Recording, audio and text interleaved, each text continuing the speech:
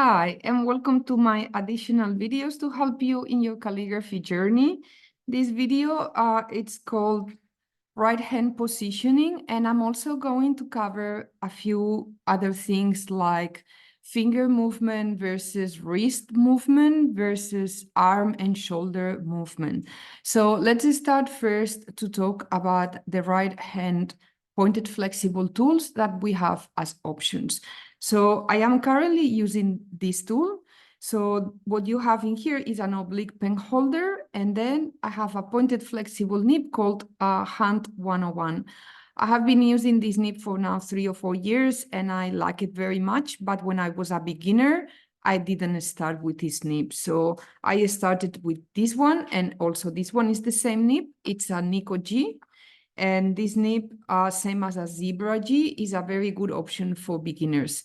You can see with the reflection a little bit of the video that the nib comes with an engraving tool. So in here, there is a G that is engraved on the nib. And what I do is basically I insert the nib inside and I push as much as possibly can so that this engraved G is in touch with the border of the flange. This piece in here is called a flange. I call that familiarly an elbow, just to make it more graphical. More little tricks about this nib. So this nib is normally for right-hander calligraphers as well as left-hander calligraphers. So this is something I will touch upon in another video, which will be called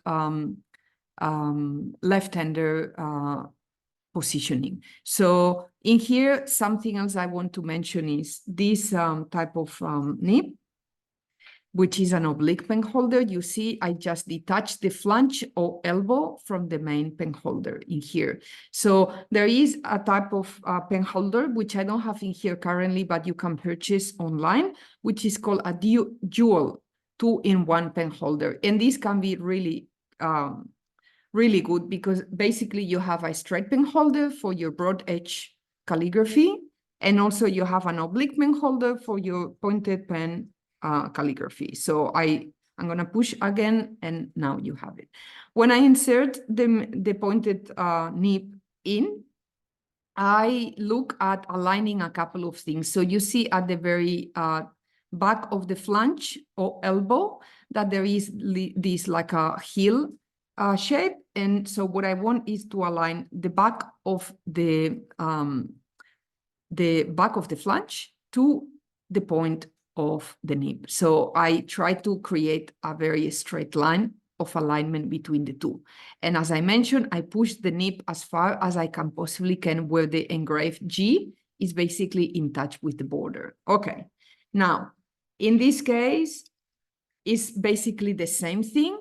The only difference between these two is that if you can observe, like in here, from the flange, from the border of the flange to the tip of the nib, there is a slightly less distance. And I can control the distance by pushing the nib in more or less. So in this case, it's like quite a touch because I've been using this for a very long time. But you can definitely push the nib in and you will see it coming out from this side. So what it means is that from your fingers to the paper, the distance is shorter. And this, in some cases, can give you a sense of higher control of the nib. Now, why do we use an oblique pen holder and a straight nib, or what is the same, a straight pen holder with an oblique nib? All these three cases are the same thing. So in here, obviously, this is just a straight pen holder. This nib, which is called William Mitchell elbow nib, it is quite stiff. I started calligraphy with actually this nib. And if you want to learn more about different types of pointed pen calligraphy nibs, I have another video called nibs. So you can check that out. And there is a lot more information on levels of flexibility. So all these three nibs are based on the same idea, which either the pen holder has an elbow or the actual nib itself has an elbow. Why is that? The reason why is because the angle in copperplate calligraphy, let's go a little bit closer. The angle of the writing, doing at Copperplate calligraphy and Spencerian, although the angle is not the same, but is very similar, is quite strong. So to help us position the hand and get the angle right, we have this type of elbow on the nib or on the holder. Does that mean that every single right-hander will use this tool? No, it's just a recommendation. And in many cases, this might make life a little bit easier. I'm not saying super easy, just a little bit easier. Is it possible as a right-hander to use a straight pen holder with a straight nib? 100% it is possible. And there are several established calligraphers who would actually use this method. Now, big differences between this method and the other tools in here. So if you're using this method, the position on the table, it's gonna be slightly different. So if I'm using this tool, I actually gonna position the elbow in contact with my ribs to make sure that the position that I'm obtaining now writing is this one. Now, the other thing that it is important to mention, so let's go outside, is that the position of me at writing with this style is actually 45 degrees. So when I'm looking at the page, I'm looking at the page in this situation. Now, on the video, I rotate the camera, so you don't have to break your neck, but you need to understand that what I'm looking at on the page currently is this. And so now the most important part is that my nib, it's parallel and always aligned to the angle of the writing in here. And so it is possible to write with a straight nib. It is completely possible. Now, if I use my elbow pen holder, which is what I normally use, now I get the same idea. So if I rotate the camera now, so you don't have to be twisting your neck, cool. Okay, so the very important thing in here is that the nib is always aligned to the angle of the writing. And you will see, obviously, as you know, by pressure, the nib performs and opens up. Now, there is other things I want to talk about in terms of movement. So when we are talking about, let me move this, when we are talking about Copperplate calligraphy, I always refer to the classic proportions as being a 5 units grid. So the main unit is the X height, 2 units for the ascenders, 2 units for the descenders. Now, if I only want to move my fingers and my letters are 1 unit inside the X height or 2 units, I might be able to accomplish this by only using finger movement, just because the movement is small. Once I go and create a letter form that is bigger than 2 units, finger movement is not gonna give me the area that I want to cover. So as you can see that I'm starting to move, I need to work with my wrist. And this is what you see at the moment. My fingers are mostly locked, and then the wrist is what is playing off. If what I want to obtain is even a greater movement, I'm going to not only use my fingers and slightly my wrist, I'm gonna start working with the flexibility of my own skin and move the skin up and down to help me cover a greater area. So I'm gonna do an example with letter F, and letter F is covering actually the whole 5 units. So we need a much longer movement, and I'm gonna be actually using the forearm and the skin on my hand and forearm to help me to accomplish that. So the positioning that I am doing as a right-hander, let me show you a little bit far away, is my forearm is in touch always with the table. So it is resting. The elbow is either resting on the table, or in my case, is just outside of the border of the page. So this elbow is free, but the forearm is resting on the table.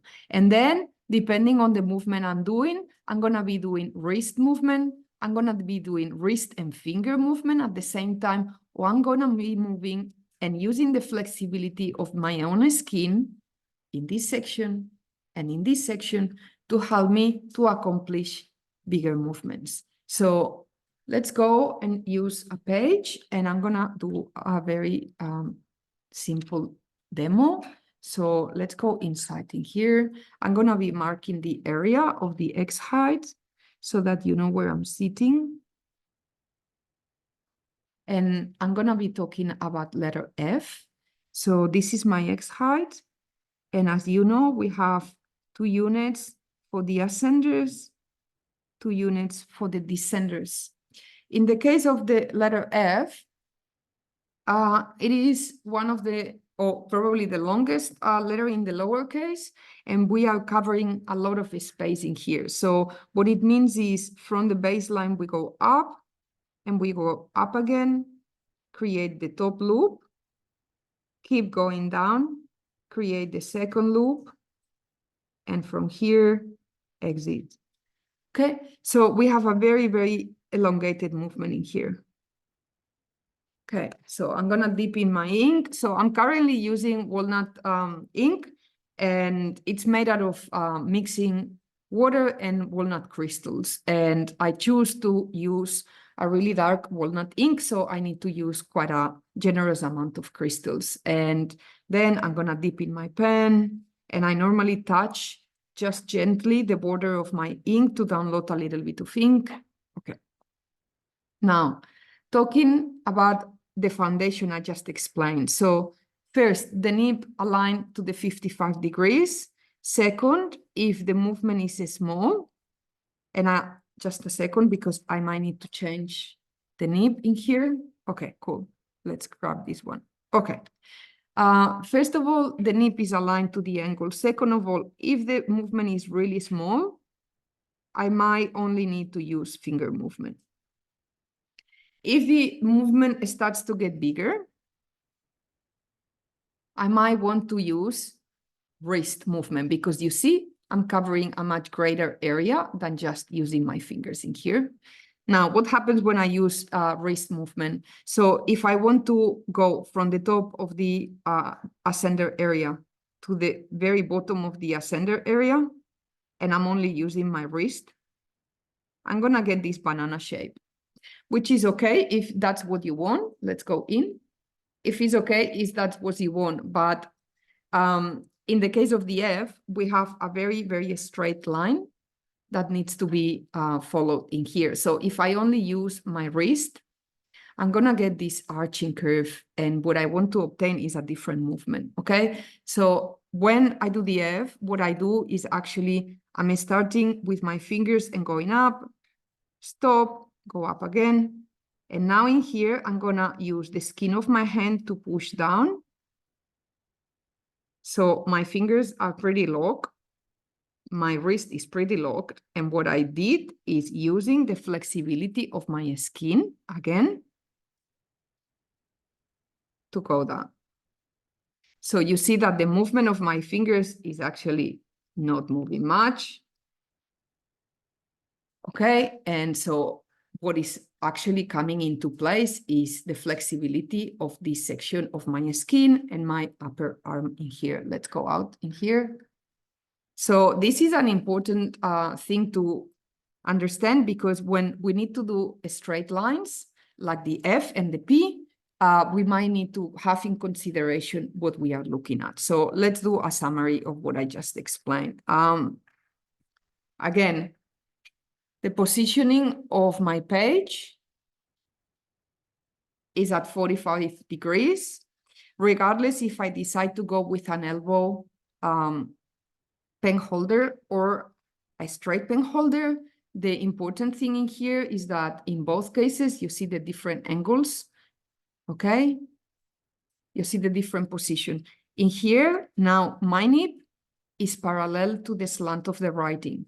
Now, with this different angle, the nib now is parallel to the slant of the writing, okay? When I'm writing with this tool, my forearm is in touch with the table and it is open. So my elbow is not in touch with my ribs. I have a space. I have quite a generous space between my ribs and my elbow. The forearm is resting, and then I need to make sure now that the nib is always following the slant of the writing. And if the movements are small, I might want to use finger. If the movements are bigger, I can work with wrist. If the movements I need to do are straight, I am going to use the skin and move up and down, as you can see here, with my skin on my hand and my forearm to ensure that the movements are straight enough if that is what I'm looking for, if that is what I need. Okay, and you see how the movement it is working. Now, when I use a straight nib, the position now is different because my elbow is pretty much in touch with my ribs, and now the position of the nib is aligned. About the fingers, in both cases, let's rotate the camera again. In both cases, I very much recommend this positioning. So it is called the tripod. So I have 3 fingers wrapped around my pen holder. My thumb is in touch with this section, which I called familiarly the bridge.